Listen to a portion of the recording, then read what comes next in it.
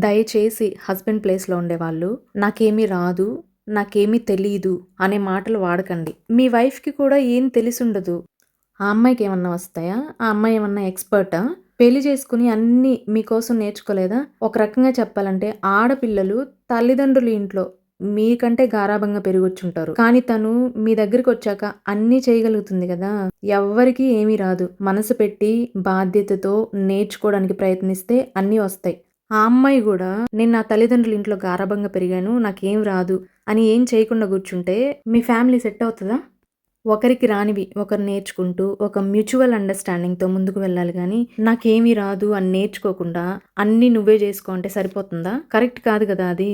Husband ప్లేస్‌లో ఉండేవాళ్ళు అర్థం జేసుకోవాలి. తెలియని విషయాల పట్ల వీలైనంత వరకు అవగాహన పెంచుకుంటూ ముందుకు వెళ్ళడమే లైఫ్ కదా! Life is all about learning, growing and moving forward. నాకేమీ రాదు, నాకేమీ తెలీదని సైలెంట్‌గా కూర్చోవడం చాలా తప్పు.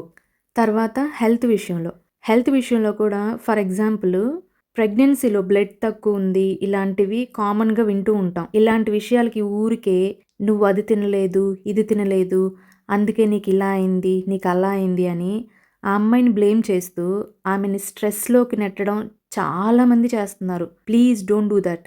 ఊరికే స్ట్రెస్ పెట్టడం that is not at all good. ఇక ఫుడ్